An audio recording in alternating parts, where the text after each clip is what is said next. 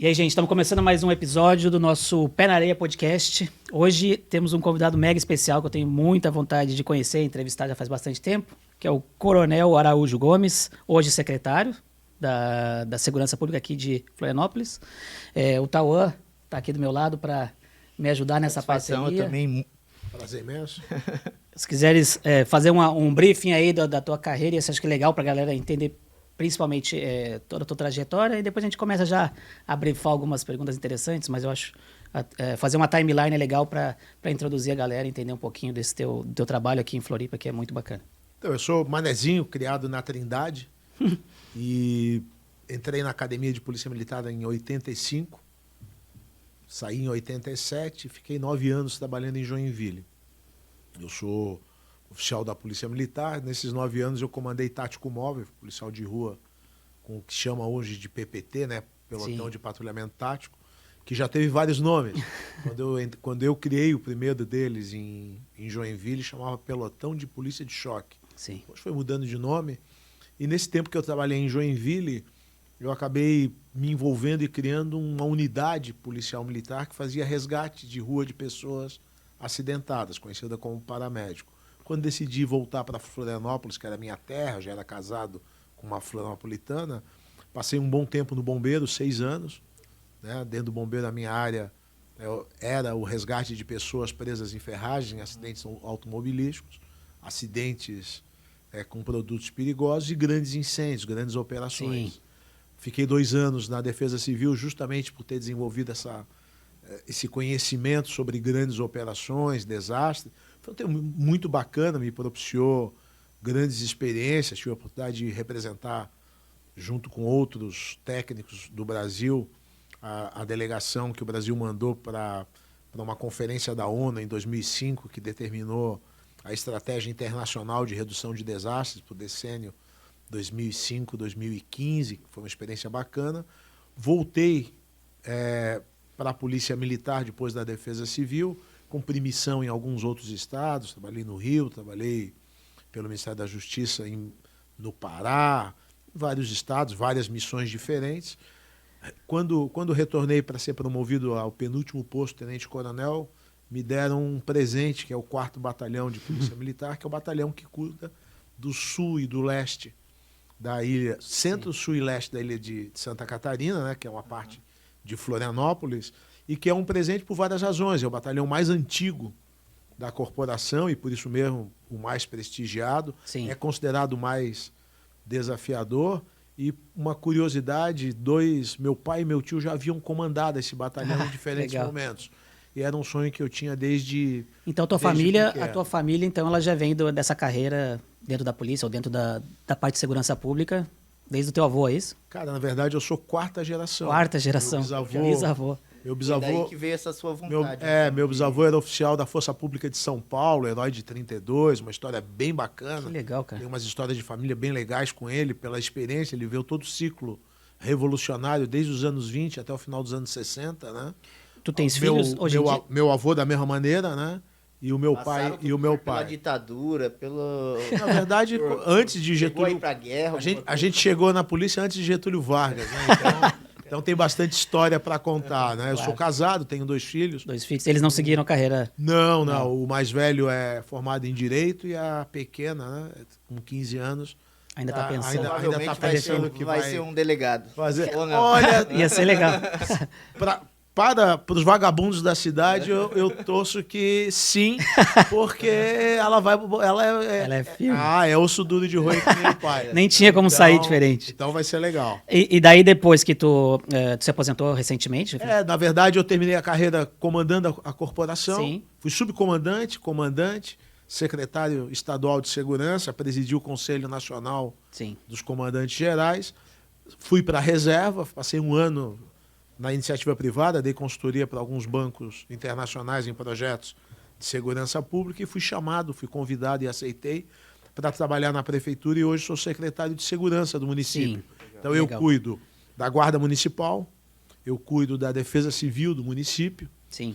da SUSP, né, que é a área de serviços públicos, os alvarás, as permissões públicas e as suas fiscalizações, e a parte de segurança patrimonial da prefeitura. Então é de trabalho com uma equipe grande hoje em dia, não tem nem como uma equipe ser grande, diferente, né? Porque tu, querendo ou não, pega vários setores, né? Com certeza. Já pensou em ir para política ou não?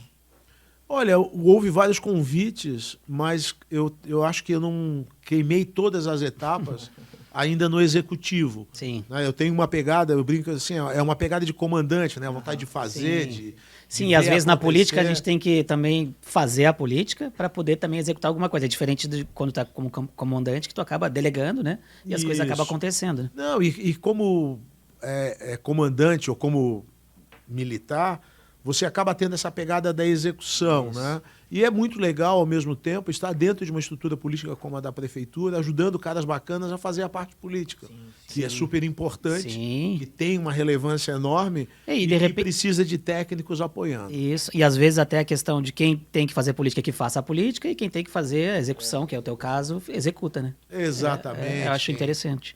Cada um na sua praia. Eu li uma frase ali, agora quando tu entrou como secretário, que eu achei bem interessante, que é: onde não há segurança, não há felicidade. Essa frase é tua ou de repente foi escrita por alguém? Eu queria saber. Não, essa frase é minha. Na verdade, ela é uma evolução de um pensamento que a gente já tinha lá atrás, que era: onde não há segurança, não há prosperidade. Uhum. E a gente chegou à conclusão, eu cheguei à conclusão, de que mais do que isso, a prosperidade, não a riqueza, que é diferente. Sim. A prosperidade, ela acaba sendo um fator de felicidade. Não há programa social mais efetivo, que funcione melhor e mais justo do que a prosperidade, que é essa disseminação da riqueza em níveis justos, aceitáveis, de todas as maneiras. Um exemplo desse é até o que aconteceu aqui na Vila União, né? Na Vila União, depois que a polícia entrou para ressocializar o pessoal, melhorou bastante ali, né? A Vila União foi talvez um dos projetos mais... Não foi o maior, mas um dos projetos mais legais que eu participei no comando. Ali tem um conceito bacana envolvido. Primeiro conceito é de que essas comunidades, elas precisam de ajuda. Elas não conseguem sair do ciclo negativo que elas estão sozinhas. E que a força pública, ela tem um papel importante quando ela faz uma cunha, entrando numa comunidade como essa, retirando, mesmo que a força, a presença do crime, principalmente o crime organizado, dando espaço para o Estado entrar sem precisar conviver com o crime. Sim. E aí as pessoas, porque as pessoas sabem ser vão felizes, se apropriando isso também. Elas só precisam de espaço, de tempo e um pouco de apoio. E aonde a gente vê que isso funciona? Qual é o indicador? Não é a redução dos crimes, é importante.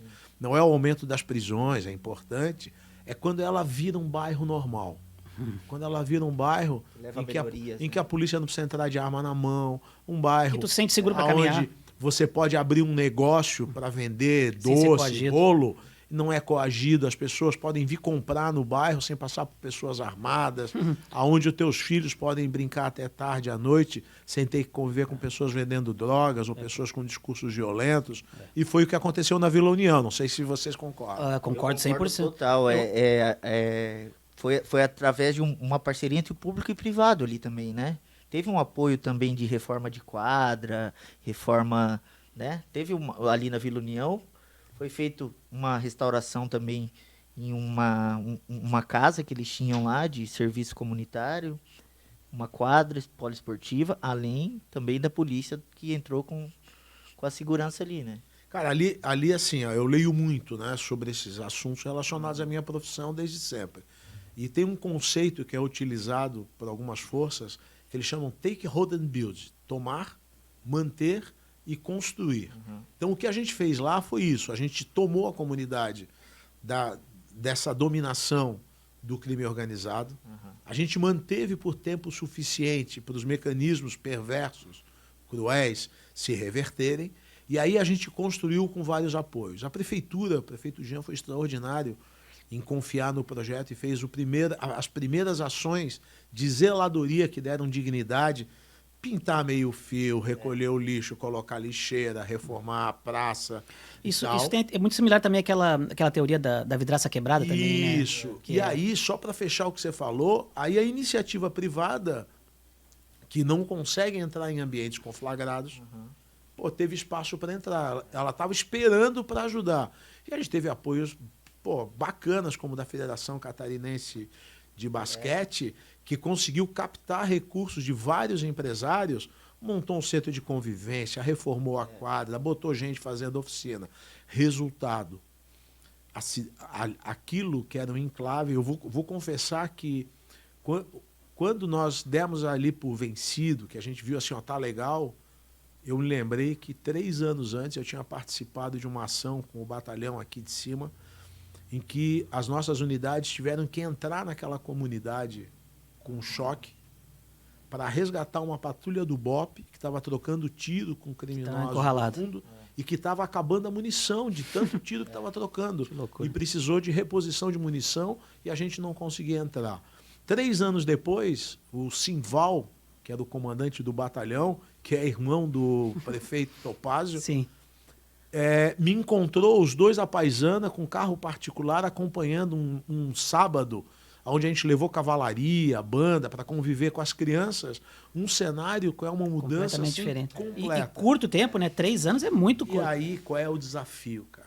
O desafio é fazer isso em outras comunidades. Sim. O desafio é espalhar esse tipo de experiência. Principalmente que foi super positiva, né? E daí refletir isso em outras comunidades. Porque, cara, assim, o gestor fazer uma experiência de sucesso é só o comecinho, é como uma startup. Sim. Imagina uma startup que descobre um baita de um negócio, desenvolve uma baita de uma plataforma e fica só com ela. Sim. Quer dizer, o mérito está em conseguir institucionalizar, espalhar pela cidade e depois espalhar pelo Estado. E a nível bom, a dificuldade, o empecilho de fazer isso é custos? É um incentivo da prefeitura?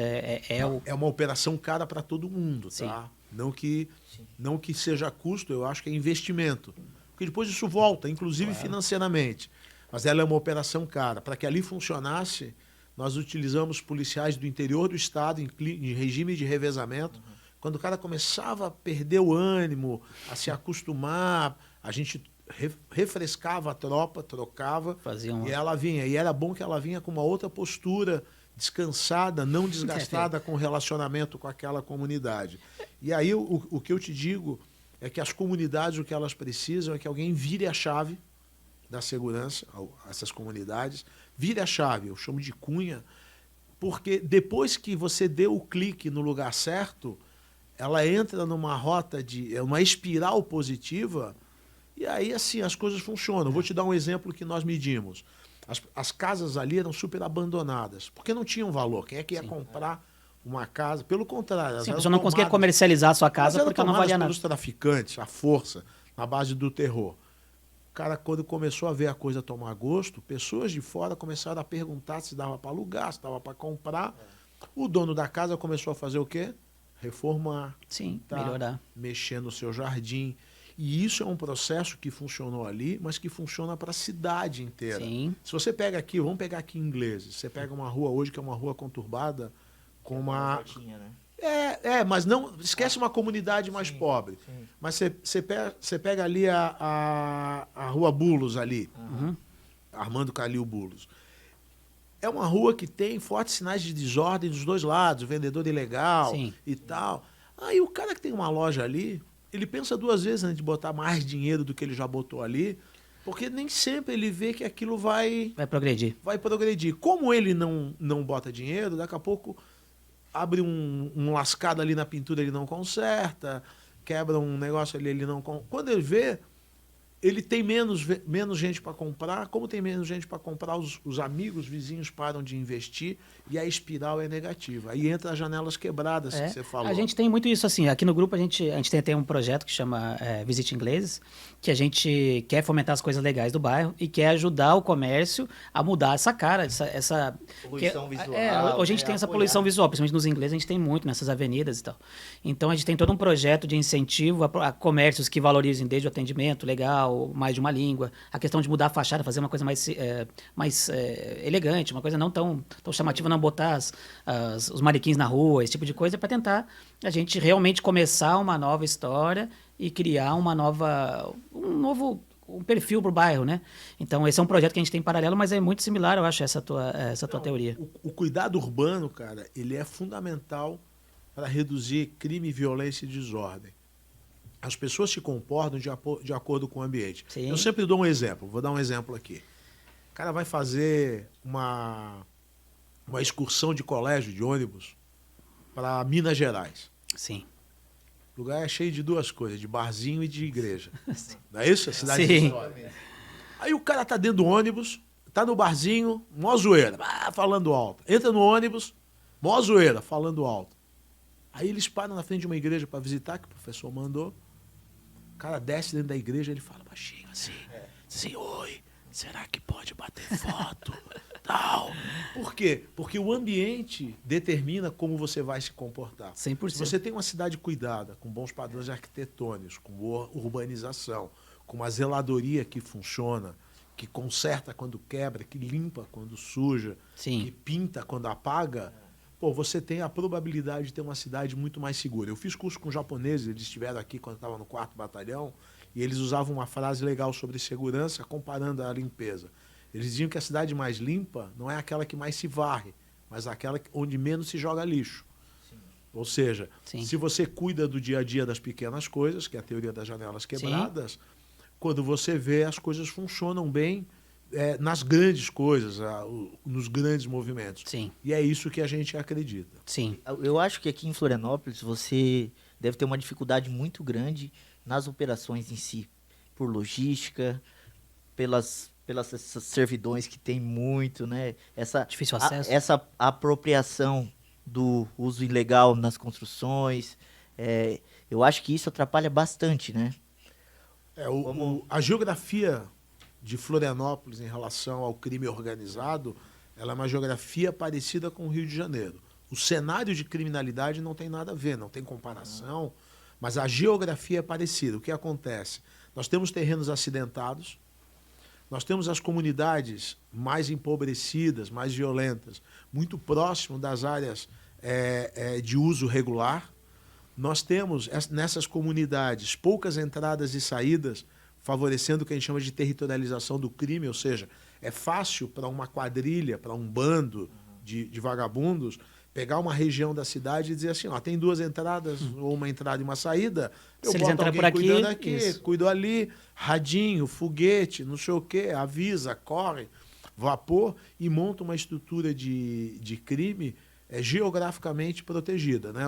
Os guerreiros das polícias aí, da polícia militar, da polícia civil em especial, que conhecem essas comunidades como a palma da mão, enfrentam isso, né? Então você tem uma geografia que é complicada para operar do ponto de vista policial, você enfrenta a dificuldade do fato do crime estar muito misturado com as pessoas não envolvidas com o crime. Então, para o policial, ele tem sempre um dilema, porque ele não pode ser tão duro, rigoroso, que ele acabe tratando de uma maneira injusta e inadequada a população que trabalha, que vive, que rala, que tal. Sim. Que eu não gosto da expressão de bem, mas é a população de bem, aqueles caras que cumpridor de norma, de regra, de lei. E, ao mesmo tempo, ele não pode baixar tanta a guarda que ele acabe tomando um tiro na cara e não voltando não pra identificando casa, do jeito correto. Porque ele tem família esperando em casa. Esse meio termo é o dilema do policial de rua. E o fato da ilha, porque, bom, querendo ou não, a gente tem uma ilha que ela é bem longilínea, né, eu posso dizer, mas é uma ilha, então, de qualquer forma, a gente identifica que, por exemplo, sair da ponte já é um problema, hoje em dia, né, pelo menos. É bom ou é ruim, geograficamente falando, ser uma ilha, ser uma forma que não tem mais para onde fugir se não for pela ponte, por exemplo? Se a gente pensar só na lógica criminal e na lógica de controle, é claro que é uma vantagem. Então, sim. Hoje, com as tecnologias que controlam placas, né, e a gente tem isso, né, eu ia até te perguntar, as polícias têm isso, né, você consegue saber quem está entrando, quem está saindo, se o carro é roubado, né, você tem as listas, né, de pessoas de carros que a gente acaba monitorando. Isso faz com que o crime tenha mais dificuldade de se deslocar. É claro que pode se deslocar por mar, usar barco, mas também é outra logística que não é difícil de detectar. Claro. Quer dizer, você tem que operar numa marina ou num pier. Mas acredito, eu não sei, posso estar enganado. Normalmente, quando fazem algum tipo de crime, eu creio que eles não se deslocam muito, uma distância muito grande também, não, né? Eles tentam fazer mais próximo. Só que a ilha é grande, pô. O cara não precisa sair da ilha para se esconder. Né? É claro que ele tem dificuldade de entrar com armas, de entrar com droga. Ele acaba tendo alguns riscos envolvidos, Mas o cara cai no Maciço ou cai aqui na região atrás ali do Saco Grande, atrás do shopping Floripa Shopping. O Monte né? Verde? Monte Verde. Você entra naquelas comunidades mais empobrecidas ali, Quilombo, Caju, Sim. Pedra de Lista. São comunidades que o cara fica ali uma semana, 2, 3 escondido da polícia, com um certo grau de anonimato. Por isso, a gente tem que pensar a cidade, cara, do ponto de vista de segurança pública, um passo antes. Quer dizer, quais são os fatores que levam as pessoas a cometerem crimes? Sim. Quais são os fatores que levam determinadas pessoas ou empresas a serem vítimas de crime? E quais são os locais, os ambientes que favorecem isso? Isso que a gente chama de triângulo do crime é que o gestor de segurança pública tem que estar o tempo todo olhando e mexendo. Então, eu vou dar um exemplo. A gente está aqui em cima dessa mesa, está o teu tablet aí. Ele é um objeto desejado, ele é um objeto que tem valor. O ambiente aqui não tem um controle contra o crime, mas se não tiver um ladrão aqui, ele pode ficar aí e não vai acontecer nada. Sim. Mas se tiver o ladrão e não tiver o tablet, não tem roubo. Se tiver o ladrão, o tablet, sim, tem que mas ter se tiver alguém vigiando, não tem. É isso que a gente transfere para a cidade. Sim. Então, se você pega, por exemplo, projetos ligados à educação, Florianópolis investe pra caramba na educação dos mais novos, que é a faixa que a prefeitura cuida, né? Desde a creche, né, até mandar para o antigo segundo grau, né, que agora é o ensino médio, né? O ensino médio. Estava brincando com isso ainda, que ainda não me adaptei bem com isso. Também não. É nessas horas que eu percebo que o tempo passou. Então, assim, são coisas que as pessoas não entendem, mas o cuidado de 0 a 6 anos, protegendo de violência, abuso, ensinando determinados mecanismos sociocomportamentais, reduzem até 40% a probabilidade daquela pessoa, como jovem, se envolver como autor ou como vítima em episódios de violência. Então, quando você ataca uma creche de qualidade como Florianópolis tem, a gente está no caminho certo para ser uma cidade ainda menos... A gente já é a capital menos violenta do Brasil, mas vai ser muito menos. Quando você pega um adolescente e você tem um programa que aumenta a empregabilidade dele, como acontece nas escolas do futuro, sim, onde ele tem educação socioemocional, ele tem um ambiente de cooperação, ele aprende valores, mas ele aprende questões envolvendo empregabilidade, a probabilidade desse garoto se envolver lá na frente em episódios de violência e criminalidade, seja como autor ou como vítima, se reduz até 30%, porque a faixa mais impactante é no começo da vida. Sim, a formação do caráter de tudo. Qual é o trabalho da segurança pública, cara? Ele é multidisciplinar. Você pega assim, nós estamos discutindo um projeto agora, eu e o Coronel Paixão, que é o meu adjunto, junto com o gabinete do prefeito, que é a questão da iluminação pública. Cara, a iluminação pública, em toda a literatura e pela minha experiência, reduz criminalidade. Posso dar um exemplo perfeito? Claro. Na frente da minha casa, muito tempo atrás, aí uns 10 anos atrás, na frente da minha casa tinha como se fosse uma boca de fumo, uma distribuição e tal.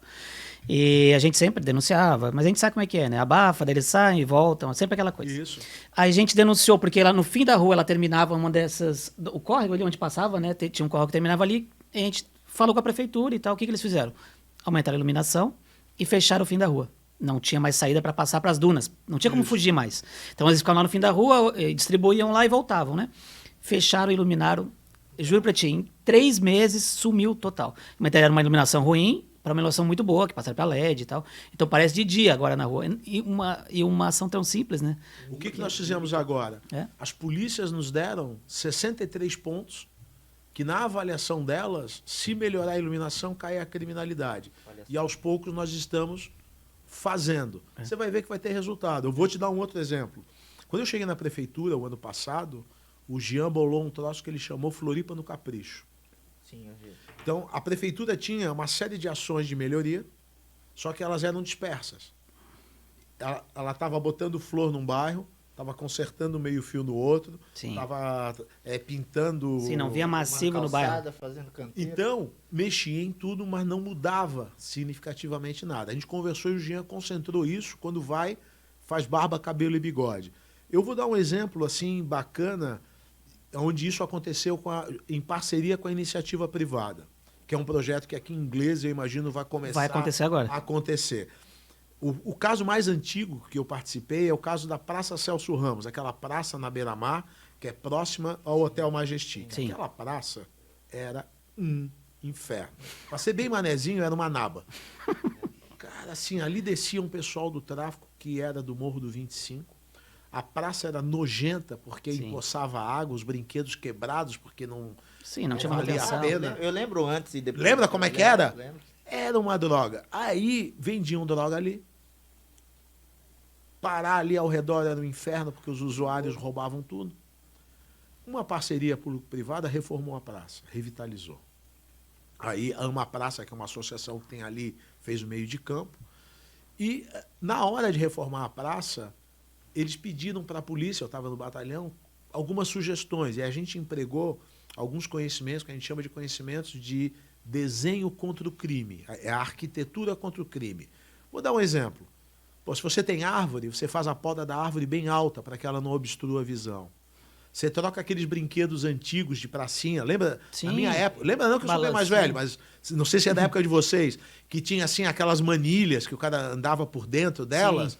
Pô, aquilo ali é Podia perfeito para se esconder coisa, exercer prostituição, usar droga. Tiramos aquilo, só brinquedo transparente. A graminha foi trocada para não permitir esconder nada abaixo. O que aconteceu? Quando a praça ficou pronta, a gente precisou de 1 ou 2 semanas de policiamento para as pessoas voltarem a ocupar a praça. Como as pessoas ocuparam, mães com filho, o usuário não quer comprar droga na frente de uma mãe que está tomando sol como um bebê. É isso aí. O traficante que não conseguia mais vender saiu dali. Foi para outro lugar. Quando saíram os dois, os crimes ao redor diminuíram. Como diminuíram os crimes, mais pessoas vieram. Mais pessoas vieram, passaram a cuidar da praça. Uma espiral positiva se instalou. Então, a prevenção ao crime, às vezes, é uma ciência mais profunda do que simplesmente correr atrás dos ladrões. Não que isso não seja importante, eu fiz isso na minha vida toda. Né, na linguagem policial, eu sou de raio, né? Sou de tático móvel, né? Que é uma vertente. Então, eu acredito em entrar na barca, sair para caçar, usar inteligência, prender, confrontar, mas tem que ter uma lógica por trás maior do que isso. E a prefeitura é um baita de um espaço para fazer isso. Hoje, Florianópolis está no ranking entre as melhores cidades, melhores capitais, mais seguras. Tá sim. A gente tem algumas que, estatisticamente, nós temos uma que nos crimes violentos é melhor do que a gente, que é São Paulo. Mas São Paulo é porque ele é tão grande. É tanta coisa para fazer ele lá. É tão grande que é o seguinte... os números são baixos, mesmo quando são distribuídos pela população, mas a concentração dos crimes é grande em alguns pontos, fazendo com que a qualidade de vida seja mais prejudicada do que é em Florianópolis, onde é mais disperso, com percentuais menores. E a meta da prefeitura, e quando eu digo da prefeitura, porque eu hoje falo pela prefeitura, mas eu mudei a governança junto com o pessoal de segurança pública da cidade. A gente ativou um conselho de segurança, agora estamos ativando um gabinete de gestão integrada. Então, a nossa meta, como autoridades e sociedade civil que opera a segurança, com SEGs, Conselhos de Desenvolvimento, é tornar Florianópolis a cidade mais segura do Brasil e nacionalmente reconhecida por isso. Esse é o nosso... E é uma bandeira legal também, né? De levantar até... Bom, a gente tem hoje, quando a gente lembra de Floripa, a gente vai lembrar, sei lá, de tecnologia, a gente está lembrando de outras coisas, das praias, da beleza natural em si, mas ter essa bandeira também é interessante, né? Que até o Santinho levantou uma bandeira antes, que é aquela bandeira verde, que é legal, que a gente queria trazer de volta, inclusive, mas essa da segurança eu acho que é um ponto interessante. Eu acho até... desculpa interromper, mas eu acho até que uma operação que vocês estão fazendo... Vocês, em geral, a polícia, está fazendo todo final de ano, no verão, eu acho que está sendo muito importante também para essa segurança, né? Que é quando eles se formam, né? Se formam ali na polícia. E acabam ficando um tempo aqui na ilha, né? Isso. Antes de ser direcionado para outros lugares, né? Com certeza, essa concentração faz toda a diferença. Porque se você dá um choque de ordem de vez em quando, aumentando o efetivo, aumentando... os recursos e as operações, as estatísticas caem e elas ficam um bom tempo. É assim, né? Dá um susto grande, os vagabundos se recolhem. Mas a gente tem Aqueles percebido... que não são presos Mas põem as barbas de molho um tempo. É impressão minha, ou nos últimos, sei lá, 2 anos, 1 ano e meio, 2 anos, a gente tem percebido uma ação mais efetiva, ou pelo menos visualmente mais, principalmente aqui no norte da ilha, a gente tem percebido bastante do posto da polícia mesmo, aquele pra cá, assim, eu tenho percebido muito mais efetivo, pelo menos a gente tem percebido muita blitz, bastante lei seca, né, que a gente tem, que tem praticamente fixo em Jurerê agora, e isso tem dado um resultado legal. Cara, aconteceu uma coisa interessante que eu imaginava que ia acontecer. Aconteceu depois de eu sair da polícia. Até 2017, nós tínhamos, ano a ano, as estatísticas piorando em Santa Catarina e em Florianópolis. Então, a cada ano, nós tínhamos uma piora de crimes violentos, crimes contra o patrimônio. Em 2018, a gente fez um esforço concentrado, mudou algumas estratégias, a gente conseguiu uma queda bem grande, bem grande. Para ter uma ideia, em um único ano, a gente conseguiu derrubar no estado quase 200 mortes a menos, que é um número assim. É um troço assim, bem legal para o percentual, para o número de mortes violentas que nós tínhamos. Com isso, os crimes mais violentos, a ação das facções, das organizações criminosas, foi praticamente controlado. Sim. E agora a polícia tem mais tempo de ser polícia. Sim. Tem mais tempo de estar na frente da escola, de fazer a blitz da lei seca, de fazer o controle dos comércios sem alvará, de fazer ronda preventiva, porque não está apagando incêndio o tempo inteiro. Sim. E aí, volto a dizer de novo, quarta vez que eu falo em espiral, né? Espiral positiva. Sim. Você vira a chave e aí as coisas, daqui a pouco, elas começam a andar sozinhas. Eu percebi muito essa questão da lei seca mesmo, eu percebi... Bom, meu irmão trabalha com festa, sei lá, 15, 20 anos, sei lá. E a gente percebeu que hoje em dia as pessoas já nem contam mais ir de carro. Muita gente que vai para Jurerê da vida, que é onde está a principal concentração desse sentido, eles já pensam que não, vou de Uber, vou voltar de Uber, ou seja o que for. Então já tem até uma conscientização nesse sentido também. E eu acredito que seja muito em relação à Blitz, né? Que ela ficou fixa praticamente em Jurerê e a gente tem ali no posto depois ainda. E às vezes ainda tem na ponte, às vezes tem 3 no mesmo... É que o cidadão comum, ele é bem sensível, né? Ele tem uma parte do corpo muito sensível. Se o cara vê chamada bolso. Se o cara vê um chamada cone... bolso, né? O cara tem medo só de ver cone. Mas seja pelo amor ou pela dor, o importante... Então, assim, ó, o americano, eu fiz muito curso nos Estados Unidos, o americano diz assim, ó, se parece uma coisa estúpida, mas funciona, então não é uma coisa estúpida. Ele quer dizer assim, ó, às vezes a ideia parece meio tosca, meio assim, mas se faz efeito, tá valendo. E eu acho que a fiscalização, ela muda comportamento. Sim. Ela muda, então, as forças policiais, elas precisam ser comunitárias, elas precisam ser interativas. Esse acho que é um ponto legal. Mas ela não pode esquecer qual é o papel dela na sociedade. E como é que vocês balanceiam essa questão? Porque, assim, em Porto Alegre, quando começaram... Porque Porto Alegre, chegou uma época que ela realmente... A criminalidade tomou lá um período. E hoje até um case que eu vi que tem uma retomada interessante, até anotei aqui. Mas eu percebi que no início... Até para retomar, foi muito ostensivo. A população até achava, quando via lá eles chamam de brigadiano, né? Então, quando tu via um brigadiano lá, tu ficava até com um pouco de medo, porque eles era muito mais ostensivo que a gente vê aqui. Aqui a gente vê que a abordagem é muito mais política, assim, polida, né? Polida. E lá eles batiam primeiro e depois... Porque realmente estava tomado pelo crime. A gente se sentia muito inseguro. Tu ia no centro, todo dia tu via um assalto. Então, como é que vocês balanceiam essa questão de uma abordagem para ter ainda uma imagem bacana, que é a que tem hoje a polícia? Eu acredito que hoje, quando tu vê um policial, tu fica tranquilo. Aqui em Santa Catarina, né? Agora, como é que vocês balanceiam isso para não ficar... Eu acompanhei bem de perto o case do Rio Grande do Sul, nos anos 17, 18, 19, pedaço de 20, porque o coronel Ikeda, que era o comandante lá, era um grande amigo meu. Sim. A gente trocava... De vez em quando a gente se ligava trocando experiência ou lamúrias, né? E, enfim. E realmente eles tiveram um case bem bacana. Aqui em Santa Catarina, nós temos algumas coisas que nos diferenciam, não necessariamente do Rio Grande do Sul, mas nos diferenciam positivamente. A primeira questão é que já faz muito tempo que a nossa tropa é toda recrutada com nível superior. Muito legal. Então, isso é muito bom. Nós temos excelentes policiais que não têm nível superior. Só que eles levaram muito tempo até se tornar o policial que eles são hoje, porque eles tiveram que aprender na rua algumas coisas que você já traria da tua bagagem anterior em menos tempo. E hoje esse equilíbrio entre os veteranos e os novos com nível superior faz da Polícia de Santa Catarina uma polícia com uma capacidade de aprender muito rápido, de Legal. incorporar tecnologia e lidar com o que a gente chama de áreas cinzentas da segurança pública. O que são essas áreas cinzentas? Essas áreas onde você tem que ter habilidade comportamental para entender o contexto e agir diferente de acordo com cada situação, com o nível de risco, e assim por diante. Outra questão aqui que é importante e que faz a diferença é o uso intensivo de tecnologia. Então, a tecnologia torna o policial catarinense, tanto civil como militar, mais resolutivo.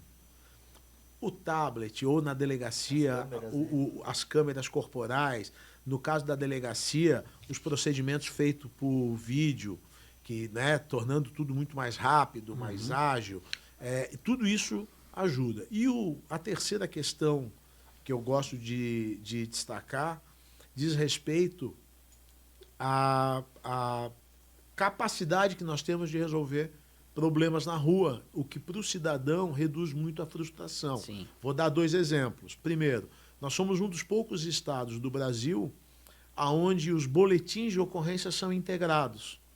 Então, qualquer lugar do Brasil, não qualquer lugar, há outros lugares que mas são poucos.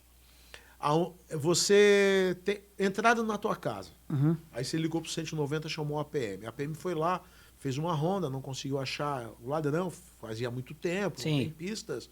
Na maioria dos lugares, e até anos atrás, terminava a ocorrência, o policial militar fazia o seu relatório e dizia assim, agora você vai até a delegacia fazer o BO. E aí, muita gente não ia, ou enfim, quando ia, chegava lá, tinha uma fila enorme e acabava desistindo. Sim. Ou deixava para ir no outro dia. Santa Catarina é unificado. Não interessa se você fez na delegacia virtual da internet, se você fez no balcão da delegacia ou com o 190, vai para o mesmo banco de dados. Eu acho que eles fazem tudo até faz na no tablet, viatura, né? na hora, na viatura, no tablet, na hora. Outra questão, o termo circunstanciado de ocorrência. Parece uma coisa simples. A lei diz que nos crimes de menor potencial ofensivo se pode não prender a pessoa, mas fazer um termo circunstanciado. E essa pessoa comparece em juízo numa data que foi agendada. Durante muito tempo isso era feito na delegacia. Então o que acontecia? Você pegava um crime comum, como perturbação, então o cara está fazendo uma festa, botou o som muito alto, barulho, som muito alto, a polícia ia 1 vez, 2, chamava atenção, você tinha que prender essa pessoa e levar para a delegacia. Aí dava um rolo, você usava força, a família se metia, gente embriagada apanhava, ia bala de borracha, gás, porque vira um... Sim, vai aumentando, tá todo mundo exaltado. Chegava na delegacia, o policial civil dizia assim, ok, o que aconteceu? Ele explicava, então você vai assinar aqui que vai comparecer em juízo? Não, eu assino. Então você está liberado. Uma coisa que poderia ter sido feita no local. Sim. Com isso, a nossa polícia, quando vai até a ponta, ela dá soluções ao cidadão que outros lugares não dá. Sim. Por causa da tecnologia, da autoridade que ela tem e do nível do policial, seja ele policial civil ou militar. E agora, né, o policial científico, que é o antigo IGP, né, o antigo perito, que também faz um trabalho extraordinário, tecnologia de ponta. Por exemplo, antigamente, as pessoas... Eu ficava frustrado no começo da carreira. Deixa eu contar aqui uma frustração pessoal. Porque às vezes você chegava lá num furto depois de 6 horas, 8 horas. Quando eu era tenente, década de 90, aí a pessoa dizia assim, ó, na chuva, né? Eu não entrei, tá tudo aí para pegar as digitais. Cara, nos anos 90, as digitais... Só crimes muito graves iam atrás da digital, porque era tudo manual, era tudo... Por isso hoje é tudo automático. Então hoje você tem um roubo, você não mexeu, você tem um fragmento digital, cara, a polícia científica é top, ela chega lá, ela pega, às vezes você ainda está no local da ocorrência, ela já vem falar contigo, policial militar, dizer, ó, esse aqui é o cara que estava aqui roubando, ó. A digital bateu, ele tem passagem por roubo, atua nessa área, é esse aqui o cara. Não sabia que a gente estava você está com o crime resolvido no local. Facial tem alguns lugares que tem, facial e reconhecimento de placa, são duas tecnologias. Eu tenho uma dúvida, só para não matar o assunto do boletim de ocorrência. A impressão, bom, quando acontece alguma coisa, normalmente a impressão até então que a gente tem, aí quando a gente faz um boletim de ocorrência, é que ele é mais proforme, assim, né? Que a gente dá o boletim, que ele vai ficar registrado lá, porém, a impressão que dá é que quando ela se repete algumas vezes, não dá a gente tem a impressão que ele não se soma e que alguém não está percebendo, pô, tá gerando aqui um X de boletins por causa desse tipo de coisa, e realmente vai ser feita uma ação ali ou não. Vocês chegam a fazer, conflitar essas informações e daí, a partir daí, tomar alguma ação ou não? Essa pergunta é bem legal, até porque nunca é demais reforçar a importância de fazer o boletim. Sim. O boletim é importante por várias razões. Primeiro, porque ele é uma espécie de uma requisição do cidadão de uma investigação de um crime que ele foi vítima. Sim. Então, ele não é um proforma. Então, quando eu vou lá e faço um boletim de furto, porque furtaram o meu celular no ônibus, eu não estou dizendo, eu vim aqui comunicar para a estatística. Eu estou dizendo o seguinte, eu fui vítima de um crime e eu estou aqui comunicando para que você cumpra o seu papel investigando e, se possível, prendendo o autor e me devolvendo, recuperando e me devolvendo o celular. A segunda questão importante é que quando você registra a ocorrência, principalmente no crime contra o patrimônio, fica registrado ali o que foi furtado, o que foi roubado, e facilita a devolução se for recuperado. Sim. Você não tem ideia a quantidade de televisão, de coisa que tem nas delegacias recuperadas e que não se sabe para quem devolver, porque foi recuperado e Às não vezes a sabe pessoa nem quem. fez, a TV não tem como, eu quero deixar Sempre quieto. tem. Sim. E o terceiro, porque serve para estatística. É, isso que eu Essas estatísticas, elas sempre foram trabalhadas, mas hoje em Florianópolis, nós criamos um gabinete de gestão integrada, que está sendo ativado, mas que já está funcionando, em parte, numa coordenadoria de operações integradas, que uma das coisas que ela vai fazer, ela já está fazendo, é discutir na mesma mesa as estatísticas de todo mundo.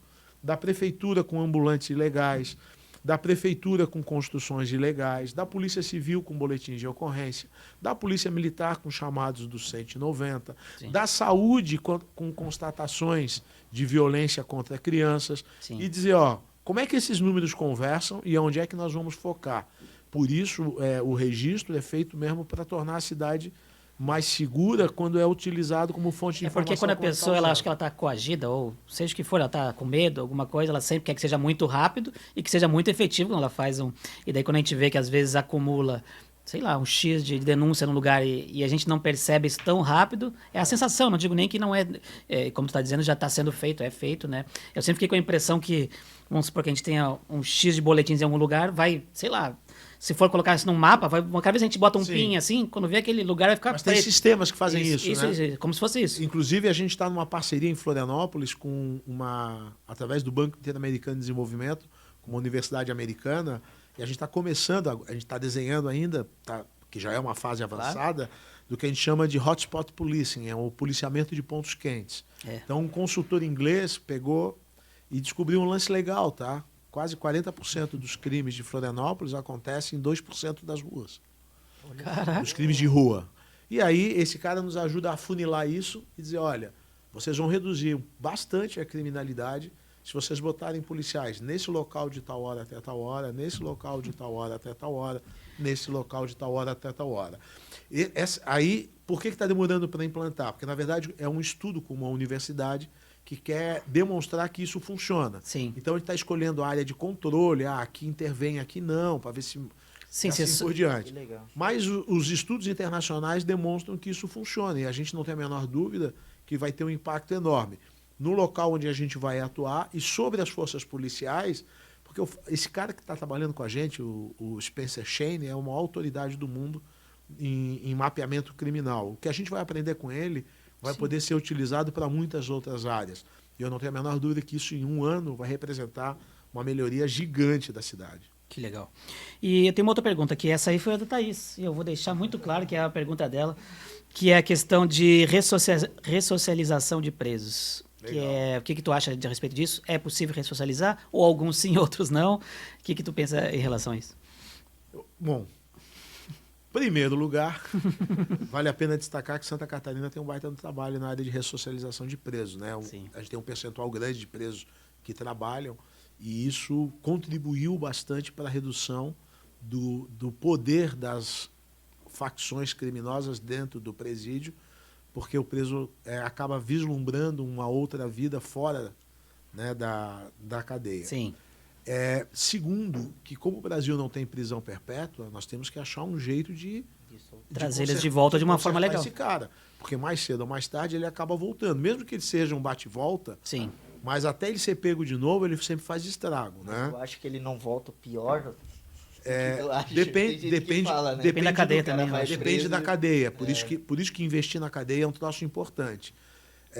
A terceira questão que eu acredito é uma discussão que teve muito grande nos Estados Unidos.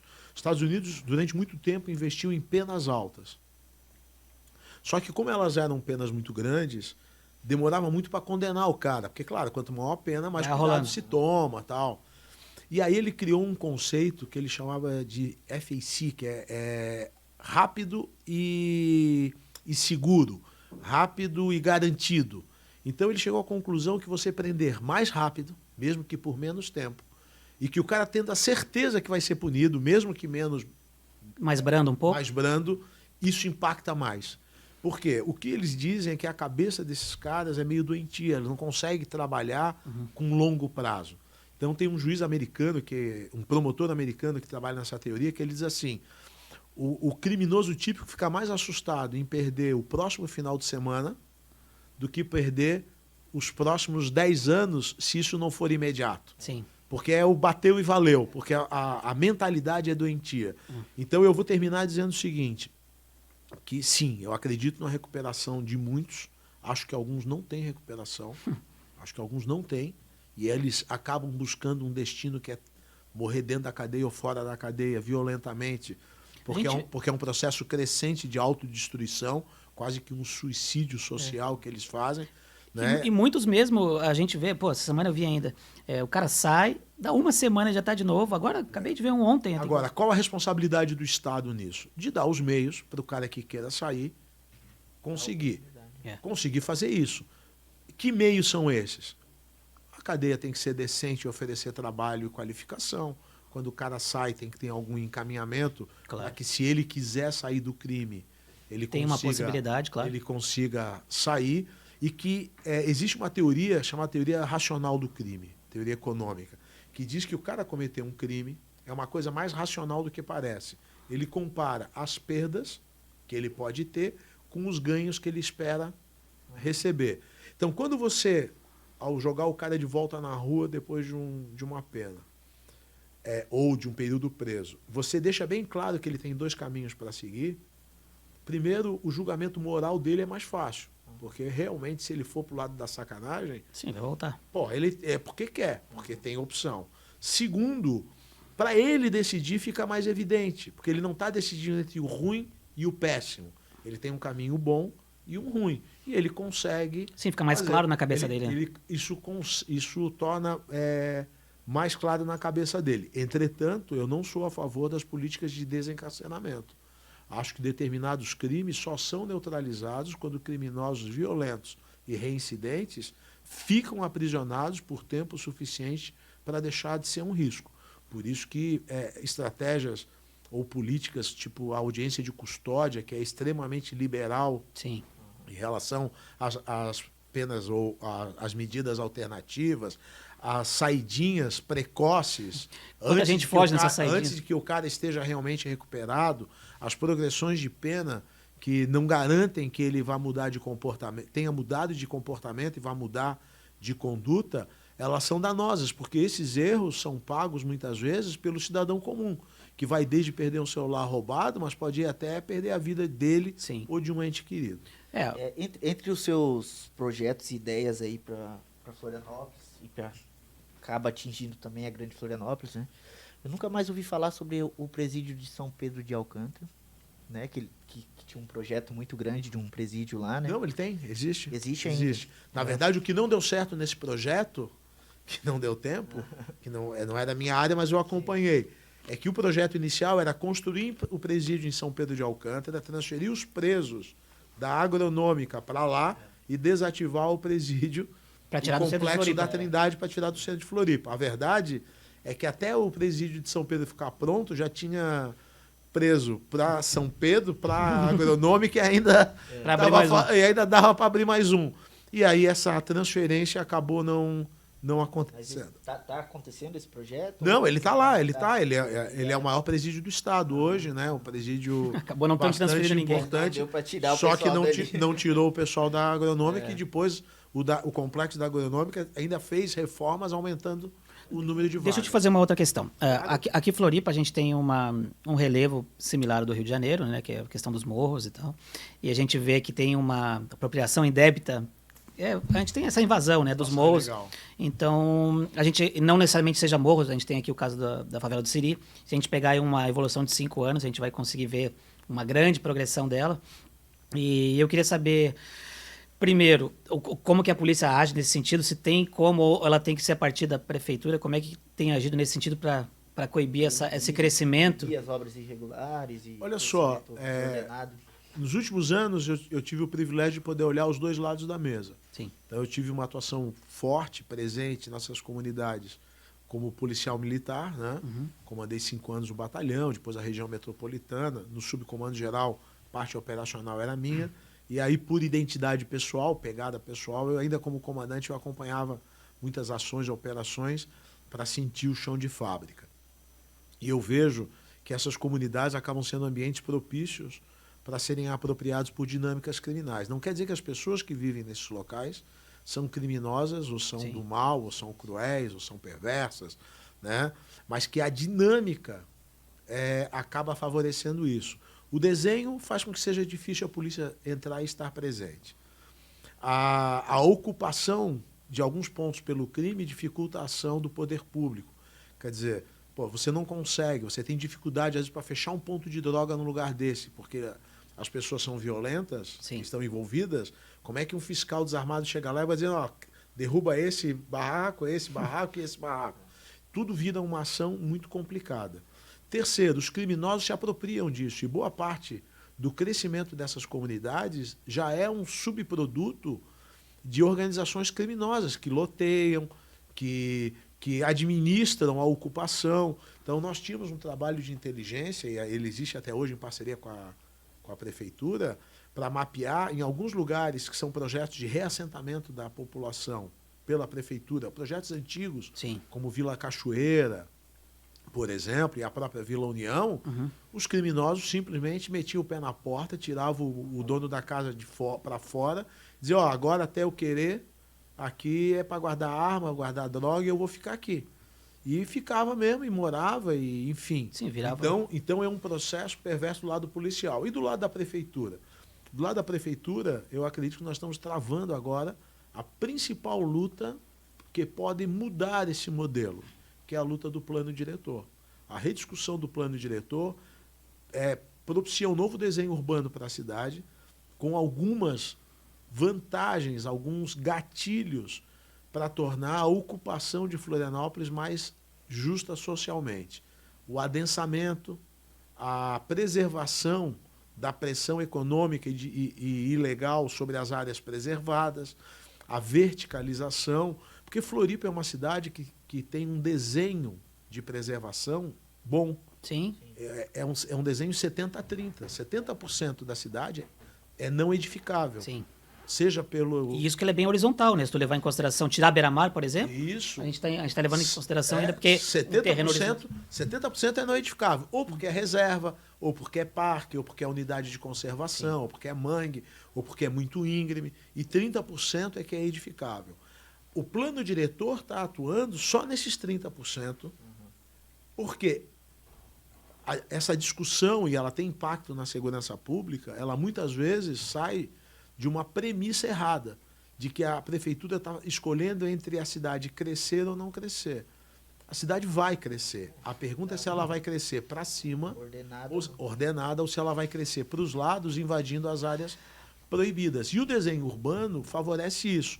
Na quarta-feira, dia 27, acontece, né, uma oficina nossa com o IPUF para discutir essa questão. O que a gente está levando? Quando você concentra as pessoas, o custo naquele ponto é maior, porque as vias têm que ser mais largas, o esgoto tem que ser redimensionado.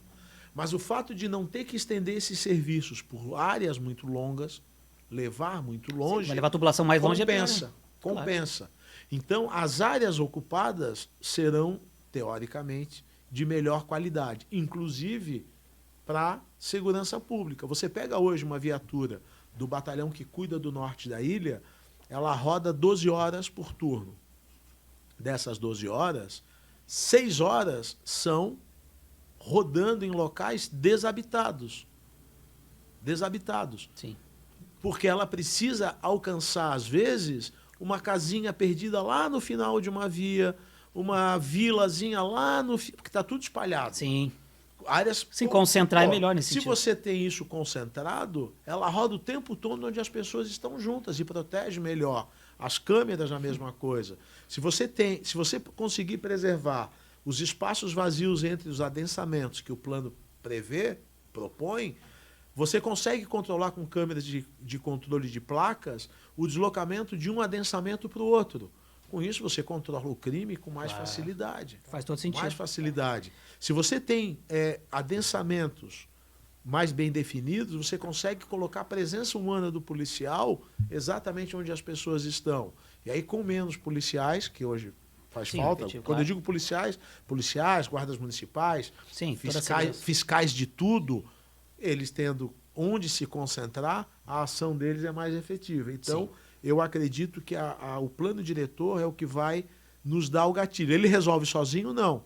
Tem que ter ação de gestão. Mas a prefeitura está focada para isso. Eu senti uma diferença na segurança pública bastante em Balneário, porque Balneário, há um tempo atrás, e isso depois eu tenho um outro paralelo, que é o do centro de Floripa ali, mas a questão de Balneário, a gente percebia que tu chegava lá à tarde, tinha um grupo, quanto mais fim da tarde, assim, muitos grupos, a galera bebendo, bebida, som alto e tal.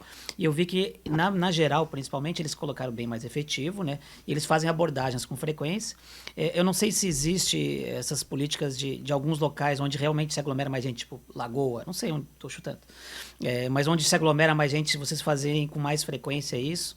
E o que tu acha desse sentido, de questão de abordagem e deixar mais? Esse é um tema polêmico, tá? Dentro da segurança pública. Por quê? Essa política é chamada de stop and frisk. Parar e apalpar. Em algum lugar eles chamam de stop, check and frisk. Sim. Parar, checar a identidade e aí apalpar para ver se está armado. E essa estratégia acaba tendo um embate de direitos humanos, às vezes ideológico, sobre o direito da polícia de parar alguém sem uma razão, ou um motivo específico. sem um mandato ou um motivo especial, uma fundada suspeita para fazer essa revista. A verdade é que funciona. A verdade é que funciona. Eu senti muito mais seguro. Agora, recentemente, eu fui lá, senti que realmente a polícia estava lá. E eu também a gente fala a questão de turismo, né? O turista se sente mais à vontade também, né? Então, ele sente um lugar que ele se apropria melhor quando ele está sentindo Desde mais que a seguro. abordagem seja respeitosa, faça sentido. Né? Não Acho que eles cortaram o som até, né? Acho que não pode tocar mais música alta, não pode beber mais. Caixa também. Porra, mas... Não, virava uma balada lá, né? Mas se tu pensar bem, é um contraste muito grande, né?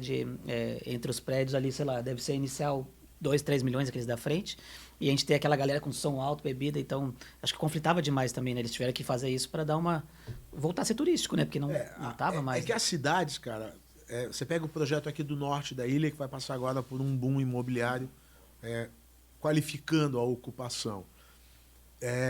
Não tem como, do ponto de vista de quem estuda segurança pública, não funciona você produzir ilhas de qualidade no meio de um ambiente caótico. Porque mais cedo ou mais tarde, o cara precisa abrir o portão e sair do prédio. Mais cedo ou mais tarde. Sim. Entendeu? E aí ele dá de cara com uma realidade que não é uma realidade compatível com a expectativa dele. Então, atacar com estratégias diversas para que a região, para que a área tenha uma unidade de expectativas em relação ao que se faz lá, é fundamental. Então não se trata, e tem uma expressão bonita que o pessoal usa na arquitetura e urbanismo, que é gentrificação. Então não se trata de elitizar o espaço para expulsar os pobres ou aqueles que sejam alternativos, mas de gerar polos atratores de pessoas que pensam e se comportam de maneira semelhante. Por quê? Porque assim, o funk pode incomodar num bairro. Sim. E ser amado em outro. Na casa do Tauã, ontem, por exemplo, só tocava funk. Foi aniversário da minha irmã, cara, de 14 anos. Um dia eu discutia isso e disse assim, pô, e se o cara for numa comunidade dessas onde o funk é number one, né? Número um, e o cara resolver tocar piano o dia inteiro? Será que os vizinhos não vão reclamar? Será que é igual esse cara? Será que os vizinhos não vão reclamar? O cara tocando Chopin e Mozart o dia inteiro, os caras, pá, não consigo dormir, esse cara fica martelando esse negócio. É possível, porque essa questão cultural, Sim. ela tem que ser compreendida por quem trabalha a segurança. Por isso, cara, que assim, ó, o gestor de uma cidade, como um prefeito, o Topazio conversa muito sobre isso, ele precisa entender a cidade em todos os seus aspectos. Então, quando você pensa... porque a cidade... eu vejo na mão dele, via na mão do Jean, ela ser gerenciada por cliques e viradas de botão. Eu vou dar um case assim, bem bacana que eu presenciei. A gente tem um horto botânico ali no Itacurubi, do lado da Concar. Ele era um espaço fabuloso, extraordinário, com um potencial enorme das pessoas usufruírem. Cara, ia meia dúzia de gato pingado lá. Sim. Um técnico do meio ambiente, da Secretaria do Fábio Braga, falou, cara, e se a gente botar um estacionamento aqui dentro? Aí no início, pô, mas nós vamos tirar a área verde, botar estacionamento e tal. Fizeram estacionamento. Dá 5, 6 mil pessoas num domingo lá. Que loucura. Curtindo, cidade viva. Cara brincando com os filhos, cara, família fazendo piquenique. Sim, de repente o problema era exatamente jogando. isso. Então, às vezes, você vira uma chave e as coisas começam a funcionar. Ou param de incomodar. Sim. Ou param de O incomodar. Parque do Córrego é um exemplo também, né? Parque do Córrego. Você tem ali o Parque de Coqueiros, Sim. que tem uma identidade toda própria. Eu lembro. Ele teve uma reformulação grande. Quando era o Parque da Lama. E ali aconteceu um caso também bem bacana de gestão pública. A prefeitura achou que a comunidade ia gostar e achou que era interessante instalar uma grande pista de skate no Parque de Coqueiros. Porque ia qualificar o parque, ia trazer umas coisas bacanas. A comunidade falou, olha só, esse parque nós gostamos para contemplação, é um parque para a família, e nós achamos que os públicos não vão combinar. A prefeitura trocou de lugar, pensando nesse conceito. Você tem que criar polos que atraem os semelhantes, para que isso gere essa energia e qualidade de vida. Que você chegue no local e você se sinta parte da cidade. Tu não sente que isso é muito do perfil de bairro? Porque eu considero Coqueiros um bairro interessantíssimo, porque é um público que ele se reúne, a própria comunidade se reúne e eles têm um pensamento muito similar. A gente tem outros bairros, eu não vou citar o nome deles, mas que a galera tem a cabeça muito fechada. Então, primeiro, tu vai o plano diretor mesmo, né? A gente teve aqui a semana passada, e é uma briga bizarra, assim, de uma mente retrógrada, assim, de não quer entender o crescimento e não quer entender coisas que seriam positivas para o bairro. Eles não querem, querem que a ilha pare em 1980 e fique forever ali. O que tu percebe nesse sentido? Tu percebe isso também nas decisões que vocês tomam em relação à segurança pública? Ou não tem nenhum empecilho? Porque a gente percebe muito isso na própria desenvolvimento do bairro, né? Não, com certeza. E muitas vezes as pessoas não percebem o quanto usufruem das melhorias provocadas por mudanças do passado. Sim. Então o cara diz assim, antigamente que era bom, eu saía a pé, pescava, o rancho, não sei o quê. E aí você está conversando na casa do cara, aí ele olha pro telefone, pro relógio assim... Pô, vamos pedir uma pizza? Tem uma pizzaria aqui na esquina, puta, que é baita. Essa pizzaria não tinha como existir há 20 anos atrás, pelas regras urbanísticas, pelo tamanho do mercado, pelas vias, pela iluminação. Então, é claro que é um jogo de perdas e ganhos, mas existe poucas coisas mais complicadas do que você tentar controlar movimentos que são inexoráveis, que são inevitáveis. Crescer é um deles, você não tem como mandar as pessoas pararem de nascer, você não tem como impedir as pessoas de virem. E não tem como você aceitar que regras injustas tornem a vida na cidade impossíveis para 70% das pessoas que têm o direito de viver nela. Sim. Então, criar um modelo equilibrado, aonde você consiga reduzir o custo da terra, que é um problema, porque nós sabemos que hoje... Aumentou demais. Demais por quê? Porque quem tem isso não vende, porque está esperando que um dia vale 1 milhão e o cara não está satisfeito, quer Não. que valha 2, quer que valha 3, quer que valha 4.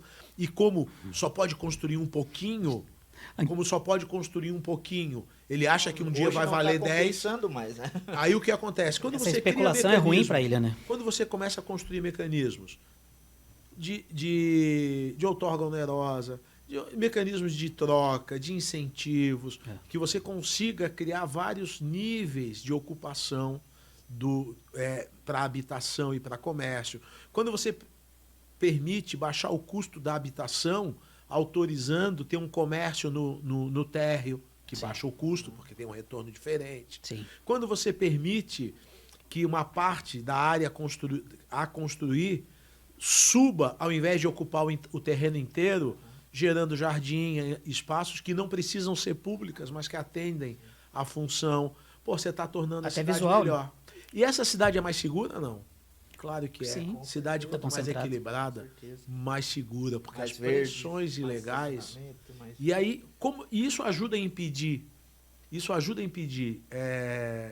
a ocupação ilegal, ajuda pelo seguinte: quando você cria vazão para um comportamento de forma legal, você baixa o retorno, o lucro do comportamento ilegal.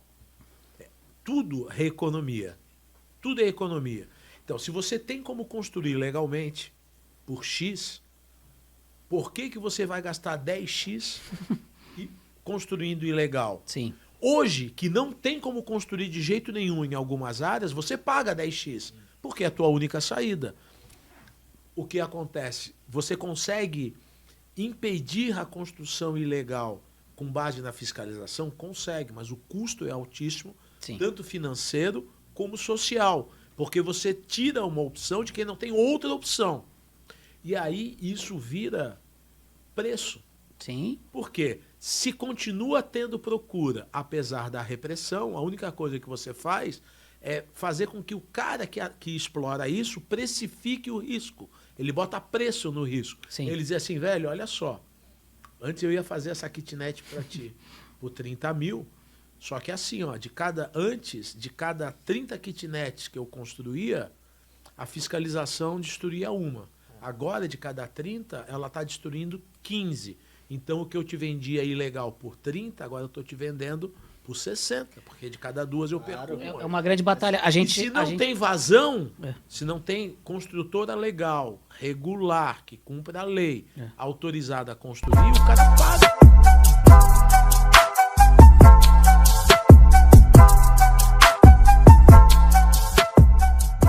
Então agora a gente vai para as últimas perguntas aqui.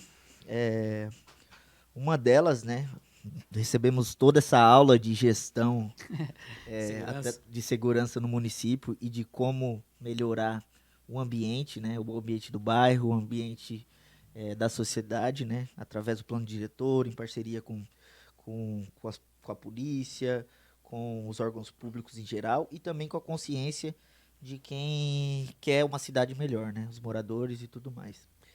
E indo nessa linha de segurança pública, por que as facções de outros estados chegam nas cidades? Como que elas dominam? Como que pode ser evitado isso? Ou se não tem como ser evitado isso?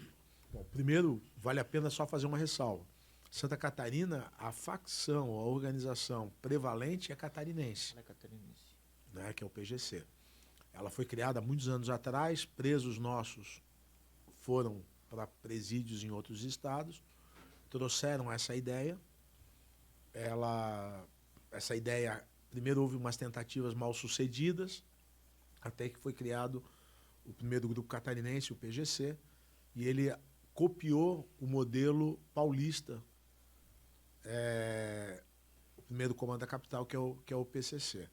As organizações criminosas surgiram dentro dos presídios e acabaram expandindo seus negócios para a área externa, e hoje elas fazem o controle do tráfico de drogas como atividade principal, mas já estão enraizadas em outras atividades do crime organizado. Lavagem de dinheiro, ramo imobiliário, prestação de serviço. Há muitos estudos apontando a presença das facções no ramo de postos de gasolina com lavagem de dinheiro em outros estados. Sim. Roubo de combustível de dutos da Petrobras, é um problema grave no Sudeste. Caraca. Pelas facções. A gente nem ouve falar disso. Né? Há uns 4 anos atrás, uma delas tinha uma mini refinaria, porque rouba o petróleo, tem que transformar em gasolina e diesel. Ela tinha uma mini refinaria, então é algo bem complexo. Santa Catarina tem uma posição estratégica para as facções criminosas. Por isso, o fato de nós sermos um estado seguro não é algo natural, é algo conquistado com base no trabalho da segurança pública do estado, a quem eu rendo as minhas homenagens, sim, pelo esforço, pela competência e pela dedicação com que fazem. Nós somos um estado com algumas características atrativas para as organizações criminosas. Primeiro, nós somos a menor distância entre uma fronteira internacional e o Oceano Atlântico. Segundo, nós estamos super próximos da tríplice fronteira. Terceiro, olhando para o outro lado, nós temos uma das maiores concentrações de portos de qualidade exportadores do litoral brasileiro. Começa lá embaixo, em Imbituba, e vai até São Francisco do Sul e Itapuá, mas a gente poderia até estender um pouco até Paranaguá, que ainda é pertinho. Sim. Então, olha só a capacidade de mandar coisa para fora. Nós temos uma boa rede de estradas juntando as duas coisas, a fronteira com os portos. E ainda somos o canal de ligação do Brasil com o Mercosul. Então, tudo isso faz com que a gente seja extremamente... Estratégico até nesse sentido. Muito estratégico Sim. para as organizações criminosas. Tanto que, se vocês olharem, as apreensões em portos de Santa Catarina vêm crescendo assustadoramente nos últimos 2, 3 anos, mostrando que a gente tem sido, sim, utilizado para exportação. Agora, o que acaba com as facções criminosas, né? Nós temos as duas pontas. Numa ponta, o governo federal, e ele vem fazendo um bom trabalho, atacando as organizações na cabeça. Parte financeira, prisão de lideranças, apreensão dos que a gente chama dos ativos do crime, carro, barco, avião, fazenda. Sim, coisas maiores que realmente sinta no bolso. Que precisa de uma articulação nacional para mexer com isso, relações com outros países. Eu conheço um pouco, eu cumpri missão eu operei no Pará. Pô, o Pará é um mundo, a selva lá é um troço maluco. Os estrangeiros entram e saem, é um troço maluco.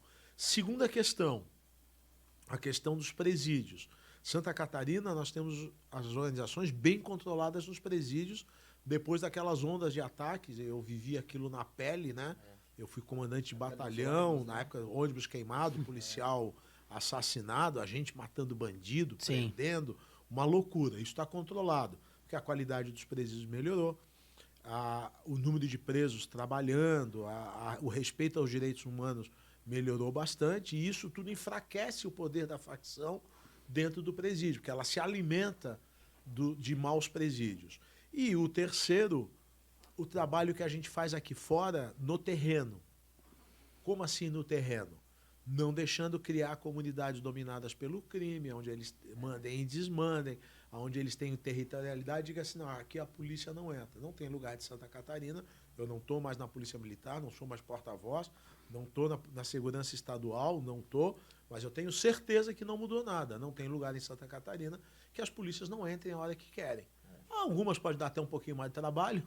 Sim, normal. Mas entra, sai, faz questão de entrar e sair para mostrar quem manda. Com isso, a gente conseguiu controlar boa parte dos crimes violentos em Santa Catarina. E tu sentiu a troca de gestão do governo do PT até a Dilma ali, para essa questão do Bolsonaro, porque ele realmente tem essa frente muito mais voltada para a segurança pública, né?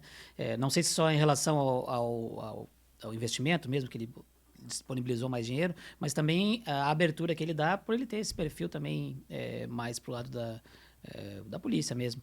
Tu sentiu uma diferença entre os dois governos ou não sentiu nenhuma diferença? Só continuou e intensificou nesse sentido? Houve uma mudança conceitual. Tá? Uma mudança conceitual. E os governos de esquerda investem a maior parte do dinheiro o que a gente chama de root cause, que são as causas raízes do crime. Então eles têm a crença conceitual de que se investir em educação, segurança, igualdade social, o crime naturalmente vai diminuir e vai acabar. Só que essa lógica ignora uma série de pressões econômicas, porque o crime hoje ele é transnacional e globalizado. Então você tem uma pressão capitalista, uma pressão de business, que faz ele reacender mesmo em cenários onde você tem a melhorias sociais. Tanto que houve melhoria dos indicadores sociais nesse período, porque foi um período de prosperidade, a questão dos commodities e tal. E mesmo assim foram os piores anos de criminalidade, mostrando que as duas coisas não é que elas estão desvinculadas, mas não é tão simples assim. O atual governo federal, e isso aconteceu nos governos estaduais também na mesma época, assumiram uma postura mais parecida com a postura do prefeito Giuliani em Nova York, o chefe Bratton, que era o chefe de polícia dele, que foi o primeiro cara que falou assim, a polícia conta e os policiais que fazem a diferença. Demonstrando que o seguinte, ok, para efeitos de médio e longo prazo, para a sustentabilidade da redução da criminalidade, ela precisa estar amparada em escolas melhores, em educação de qualidade, em ambiente social. Mas quem derruba o crime, quem acaba em curto prazo, quem mantém ele sob controle, são ações eficazes de repressão e prevenção baseada na dissuasão, que a gente chama, fazer mudar de ideia. Tá certo? Vou dar o exemplo de Santa Catarina. Santa Catarina, a gente fez uma inflexão nesse sentido em 2018, 2019. A gente teve redução de alguns indicadores em mais de 40%. A educação não mudou, a saúde não mudou em um ano, a assistência social não mudou um ano, o que mudou foi a estratégia de segurança pública. Pau, caiu. E cai mesmo. Sim. E cai mesmo. Melhorou. Nós vimos aqui no norte da ilha o efeito que a Operação Mãos Dadas, na Vila União, teve na segurança do norte, aqui dessa região. Mas a Operação Mãos Dadas, ela foi uma sequência. Primeiro houve pesadas operações de inteligência da Polícia Militar e Civil, prendendo lideranças, apreendendo armas e drogas. Depois houve uma pesada ocupação policial baseada no uso da força nessa comunidade para mantê-la livre do crime.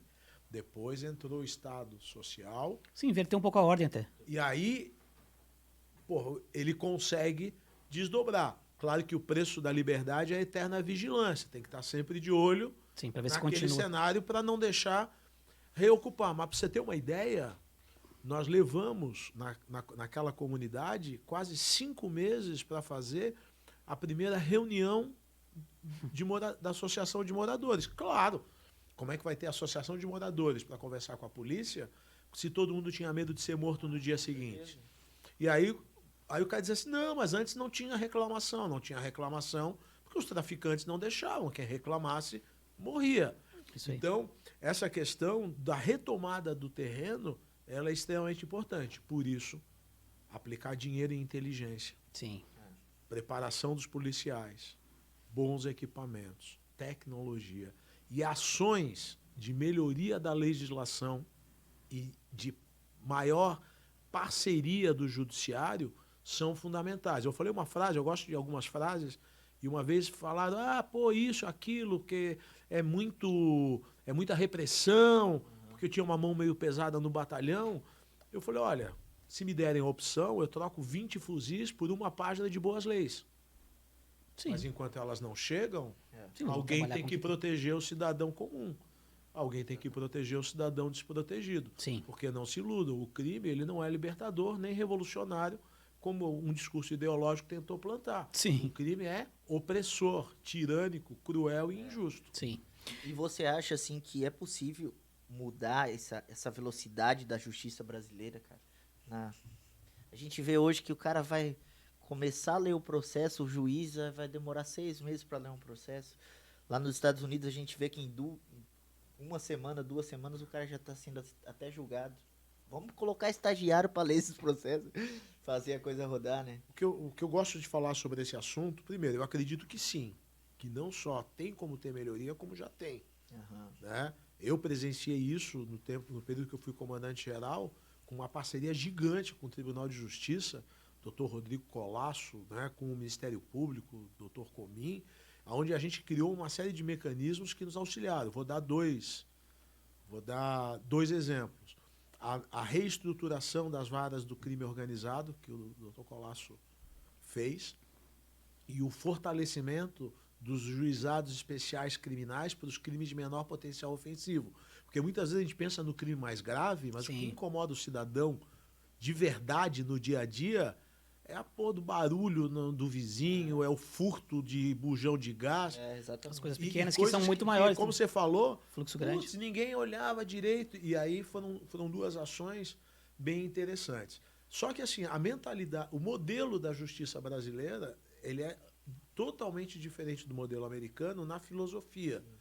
Enquanto a justiça americana é uma justiça que busca mais a composição e a mediação dos conflitos, não interessa muito quem é o culpado, tanto que a barganha é uma prática, a nossa é muito baseada em valores da verdade real, da punição, de descobrir realmente o que aconteceu, tal, que para o cidadão comum nem sempre é o que interessa, ele quer ver a recomposição. Existe uma linha que o atual presidente do Tribunal de Justiça, que é um grande amigo, o desembargador Blasi, tem comentado, e eu tenho certeza que vai fazer muita diferença, que é a chamada justiça restaurativa. Ela tem menos foco em processos de o que fazer com o criminoso, mas ela tem mais foco em proteger e ajudar a vítima. Ela olha a justiça criminal mais pela perspectiva da vítima, sem se tornar boazinha, passar a mão na cabeça de vagabundo, que eu sou contra, mas olhar, porque, na verdade, se você olhar a justiça criminal nos últimos anos, a vítima é a que menos importa. Sim. Está todo mundo preocupado com o que fez, a audiência de custódia pergunta, alguém te maltratou, alguém falou... Direitos humanos. Alguém falou brabo contigo, alguém te ofendeu, tal, e ninguém olha o processo para ver o que a vítima passou, o que ela sofreu, se ela precisa de alguma coisa nas primeiras 24 horas após o crime, né?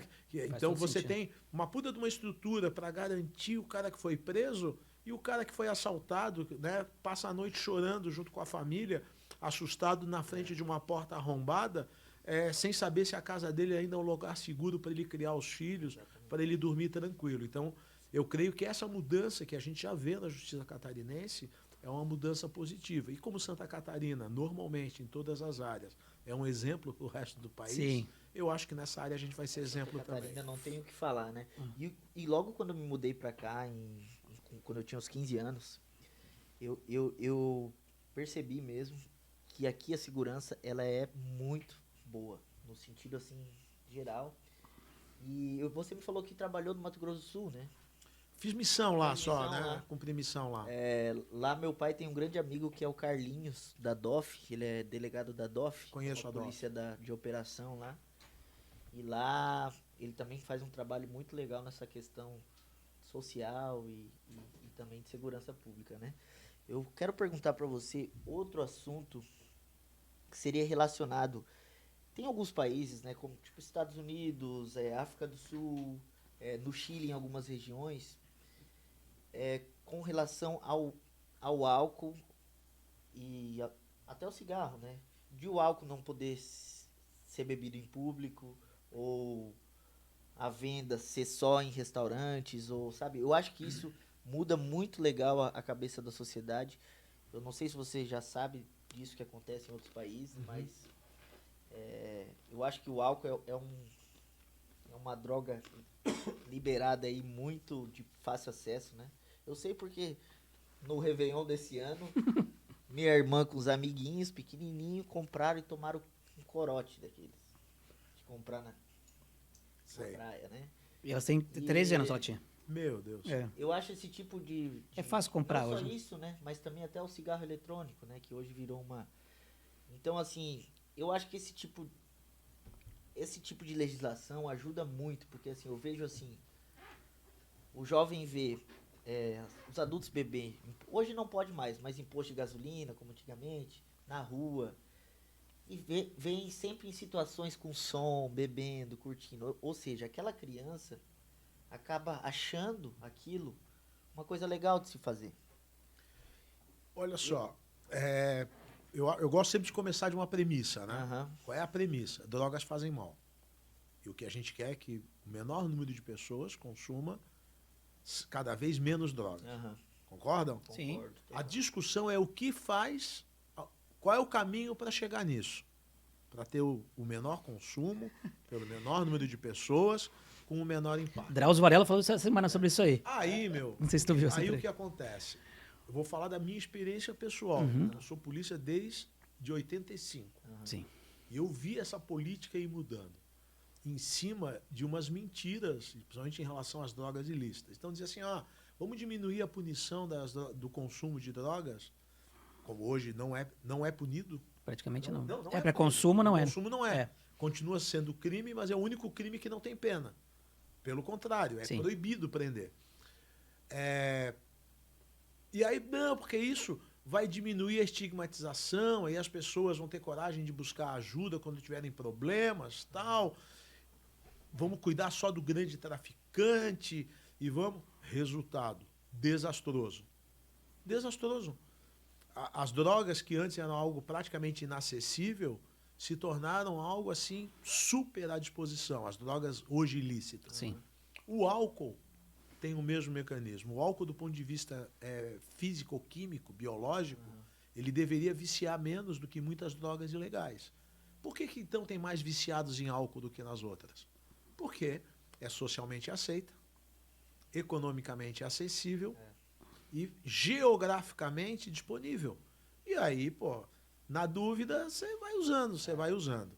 Bom, sobre a restrição do uso de álcool em espaço público, alguns municípios pequenos do Brasil, inclusive em Santa Catarina, fizeram essa experiência por meio de decretos municipais. É uma questão que hoje ela bate de frente com a cultura com a cultura nacional, que é uma cultura onde a presença do álcool é muito grande. Mas eu acho que determinadas restrições são saudáveis e determinadas mudanças de comportamento são possíveis. Cara, quem diria há 30 anos atrás que as pessoas não fumariam no avião? Dentro das festas. Onde, na hora de escolher a passagem, você escolhia, Nas festas, né? Dentro você das escolhia o lado de fumante ou não fumante. O que ia mudar? Mas Fumante ou não fumante. Tu se lembra E das hoje festas que a gente ninguém sempre- nem questiona isso. É. Ninguém nem questiona isso. Mas o cara viciado não vai conseguir ficar num voo de 12 horas. Fica, tem que ficar, fica. Ou não anda de avião. A opção dele é muito clara, não é proibido, mas é regulado. Então eu acho que o maior controle sobre o álcool, principalmente em relação a menores, é fundamental. Você pode fazer isso de várias maneiras.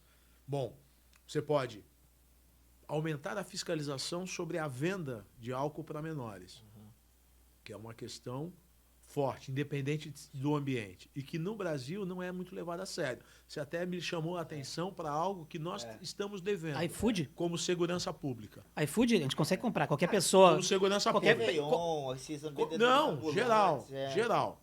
Não, se tu pensar. Segunda questão é controlar mais os ambientes onde se pode consumir, para que o consumo seja entre iguais, em ambientes mais controlados e que gere menos oportunidades. Aí essa tua linha é uma linha legal. Se não for totalmente proibido em via pública, mas que alguns tipos de ambientes não seja permitido. E o terceiro é proteger as crianças do consumo precoce. Nesse sentido, o Brasil tem, mas Santa Catarina é top nisso, o PROERD, que a Polícia Militar faz, que é um baita de um Eu fiz no programa. Mato Grosso do Sul quando era... Isso. Por quê? Qual é a lógica do PROERD? O PROERD, porque qual é a primeira faixa etária? Hoje você tem várias faixas etárias. Ela surgiu porque os estudos indicam que quanto mais cedo se tem contato com qualquer tipo de droga, maior a probabilidade de desenvolver o vício, porque o sistema neuroquímico não está preparado para receber aquele over, aquela superdose de sensações, porque ele não está ainda maduro.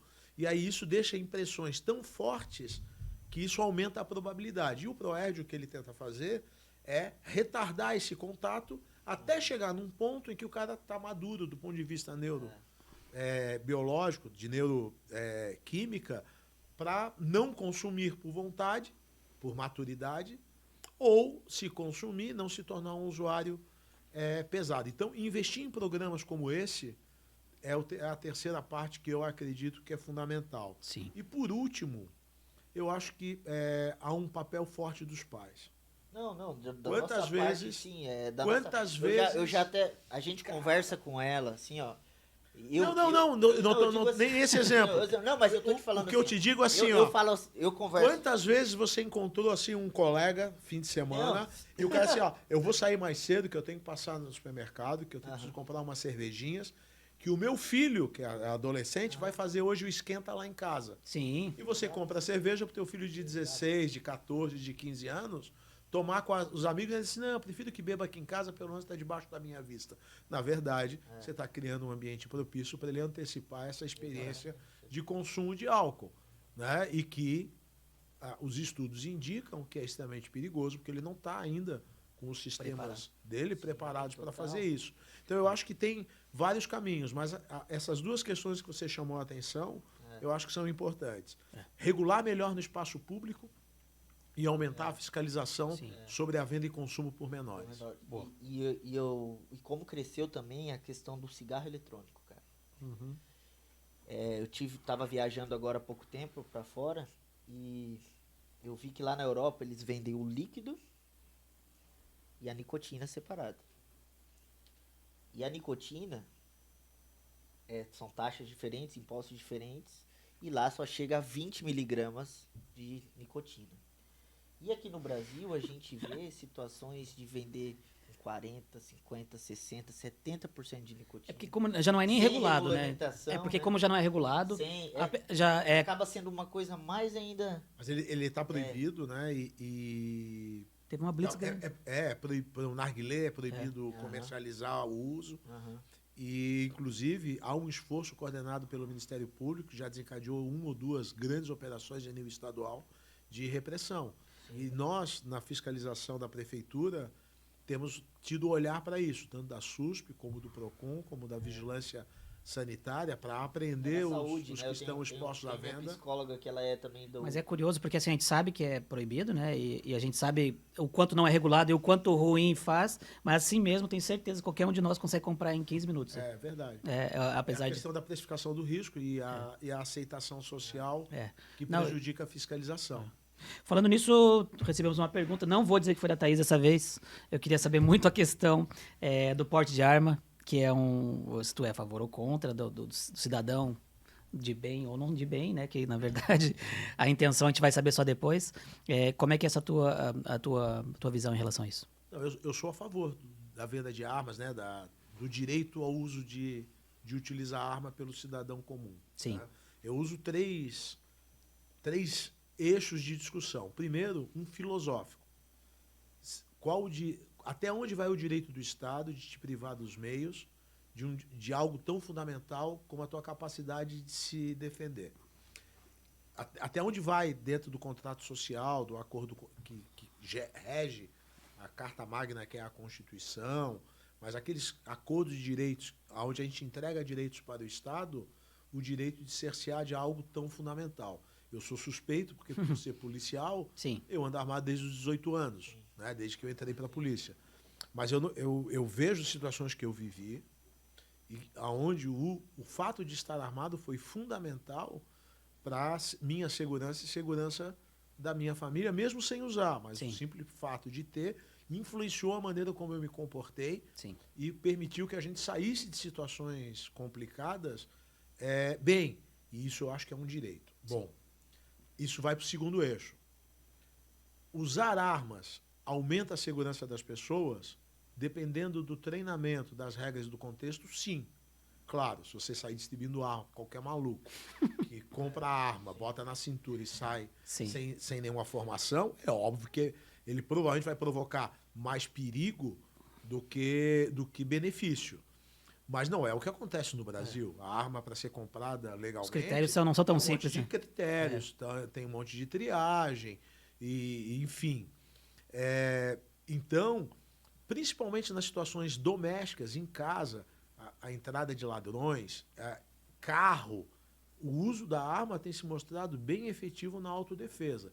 O pedestre, o cara andando que é abordado, é um pouco mais discutível, porque há situações em que ele está numa desvantagem grande e não tem o que fazer ou até agrava. Sim. Mas, como regra, na maioria das situações, as pessoas conseguem usar de maneira eficiente. Bom, aí vem a terceira parte. Pô, isso traz riscos para a sociedade? Claro que traz, mas armas maiores riscos. O Estado, se é um direito e se funciona, cabe ao Estado melhorar a sua capacidade de fiscalizar, de regular, de avaliar Punição até para e de punir aqueles que não cumprem as regras, porque Claro. o objetivo não é que se resolva diferenças, conflitos usando a arma. O objetivo é que as pessoas exerçam um direito de se defender. Então, eu sou sim a favor de Legal. que as armas, de que o cidadão comum tenha acesso Sim. às armas. E até eu tenho 5 cachorros na minha casa ali, tem uma grande e 4 vira-latinha pequena. E cara, à noite eu tô ficando com medo de ir lá. A gente não tem arma, não tem nada. E é bem próximo, né? E aí tá próximo da favela, tá chegando em cima. E cara, pô, não tem arma, não tem. Esses dias minha cachorra grande, Não, doente. Vou te dar um exemplo bom. Cara. Vou te dar um exemplo bom. Aqui tocou alarme. Aqui a gente tem alarme, tudo tem câmera em tudo. Tocou alarme esses dias. E eu até falei pra ele, daí tocou alarme, a gente não conseguia ver nas câmeras nada. E daí ele mesmo falou, vou passar. Ele mora Mora aqui do pertinho e tal. lado. Mas eu fiquei pensando assim, ele falou, vou lá ver. Eu falei, beleza, vai lá ver. Mas eu falei assim, tá, e se vê mesmo? Porque até então, até ir lá ver, tá tranquilo. Agora, se realmente Essa ver... parte do plano é tranquila. eu não estava preparado para esse ponto em diante. E foi a minha questão para ele. Eu falei, cara, pode ir lá ver, mas se tu vê, e aí? Mas você acha que Aí você vai ver assim, ó, que o uso da arma, quando acompanhado de treinamento, Sim. e quando você entra nesse mundo e começa a estudar, começa a assistir os vídeos, começa a trocar informações, você vai desenvolvendo comportamentos de autoproteção Sim, que pouco risco oferece às outras pessoas sim. e que aumenta a tua capacidade de autodefesa. É claro que quando você se dispõe a este comportamento, e você precisa respeitar os que são contra, Sim. porque se você tem o direito de usar De ter, tem isso, alguém que não tem. tem alguém que tem o direito de ser contra, mas quando você se dispõe a usar, você sabe que, claro, tem algumas possibilidades que não existiam antes e passam a existir. A possibilidade de um disparo acidental machucar alguém Sim. próximo a você ou não. A possibilidade de você fazer um uso sob violenta emoção e acabar fazendo uma besteira, enfim. Sim, uma coisa que não é do seu... uma criança pegar e De levar uma pra criança. escola? Esses riscos existem. É. Só que eu entendo que o cidadão, como regra, tem capacidade de tomar essas decisões. Eu sempre comparo. Dirigir tem riscos? Claro. Você pode atropelar alguém, você pode Se for atropelar olhar um os cachorro, dados mesmo... você pode bater em outro carro, você pode. Mas você assume o risco porque você não está intencionado de fazer isso. A sua intenção É ir pra casa, se deslocar dirigir, com claro. segurança e tal. Então, desde que as regras sejam rigorosas, sejam objetivas e não dependam de subjetividade. Sim. Eu discordo que você tenha que ficar muito se explicando por que você quer. Ah, não, eu sempre comparo assim, imagina se para ter a carteira de habilitação do carro, você tivesse que ter uma entrevista para explicar por que você quer dirigir. Aí você diz, Faz não, sentido. é porque eu moro longe. Mas longe onde? Não, para lá tem ônibus. Você pode... Não, pô. Se os requisitos são esses, eles são técnicos e rigorosos, e você cumpre os requisitos, é importante que você possa exercer esse direito. E o Estado tem que se aparelhar para fiscalizar. Um colega foi à Espanha há pouco tempo, e a casa onde ele ficou hospedado, que era a casa dos pais de um policial amigo nosso, tinha 3 armas. O velho lá tinha 3 armas, ele gostava. Então ele explicava que todos os anos a Guarda Civil ia na casa dele verificar se ele ainda estava com as armas, verificar se ele tinha o cofre que é obrigado a ter, se ele tinha tudo certinho. Então, é um comportamento social que exige um aparelhamento de quem vai fiscalizar. Por isso, é importante essa discussão. Claro. Mas Esse movimento pró-armas, então, tem um trabalho sendo por fora, na legislação também? Está acontecendo esse trabalho ou não? em que sentido? No sentido No de... sentido de já ter algo regulamentado. Sim, mais, com certeza. né? Com Ficou um certeza. pouco mais rígido com essa liberação, ele quis, eu acho que é mais nesse sentido. Ou não, se manteve igual antes. Na verdade, Só ficou mais... a legislação ficou só mais clara Aham. e menos discricionária, ficou menos no carômetro. Mesmo assim, é claro que se você pensa na quantidade de autorizações que são dadas, haverá erros? Claro que haverá. Às vezes de um cara que burla uma checagem de antecedentes tal, ou de endereço, e pode acontecer. E é claro, é importante ter o controle sobre as armas que possam migrar para o mercado ilegal, que é um controle importante. Mas isso vale para tudo. Sim. Então, acho que a gente está meio chegando ao fim. Eu queria perguntar uma coisa importante em relação ao futuro aqui da ilha. O que tu vê que a gente tem para melhorar ainda para os próximos anos aí? O que tu percebe que seria uma parte que a gente teria que trabalhar melhor para conseguir chegar onde na capital mais segura do país? O que tu vê que é uma trajetória daqui para os próximos anos? Bom, primeiro, eu percebo, e o prefeito Topázio tem essa visão bem clara, que a função da segurança pública, não só do município, é o que a gente chama, né, e eles chamam de gestão da convivência. Sim. A gente tem que criar a ambiência para que as pessoas convivam com segurança, felicidade, né, qualidade de vida, em todos os aspectos, independente da sua classe social, aonde mora, atividade, se nasceu, se mora, se veio trabalhar, visitar, não interessa. Um dos vetores disso é que a política de segurança pública da cidade precisa conversar com as demais. Sim. Geração de emprego e renda, o desenho urbano da cidade, a preservação do meio ambiente, vocações econômicas sustentáveis e saudáveis, não predatórias da cidade, né? Sim. Para que você tenha essa base sustentável da segurança. Segundo, nós temos que desenvolver 3 capacidades. A capacidade de proteger os vulneráveis, entender que pessoas diferentes estão expostas a riscos diferentes e você tem que ter um olhar diferenciado sobre a mulher, sobre a criança, sobre o idoso, sobre o deficiente, sobre o hipossuficiente economicamente, sobre a pessoa que tem dificuldade de acesso. Ela precisa de uma proteção diferenciada. A capacidade de tornar os espaços urbanos seguros e investir. Então, quando você pega uma ação do prefeito Jean, né, ex-prefeito agora, que revitalizou quase 150 praças, isso não tem impacto na segurança pública? Claro que tem. Sim. Claro que tem. Aí cai o crime, às vezes, numa comunidade e a gente fica procurando quem foi o criminoso que foi preso para que isso acontecesse. E, às vezes, a resposta está numa praça bem iluminada, bem arborizada, com equipamentos para a molecada se divertir. Sim. Às vezes, um oficineiro lá que dá aula de um esporte, como acontece na Vila União, mas como acontece também no campinho, aos pés do Morro do Mocotó, ali ao lado do viaduto. Né? Crianças que não tinham onde brincar, hoje passam o dia inteiro num campinho de sintético, com gente cuidando delas. Né?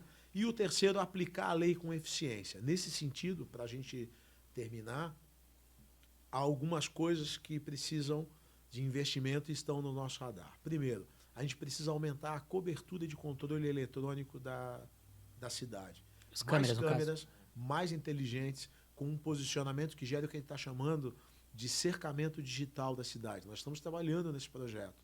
A ideia é que a distribuição de câmeras garanta que você não consiga sair de uma região para outra da cidade sem passar por alguma. Sem ser plotado.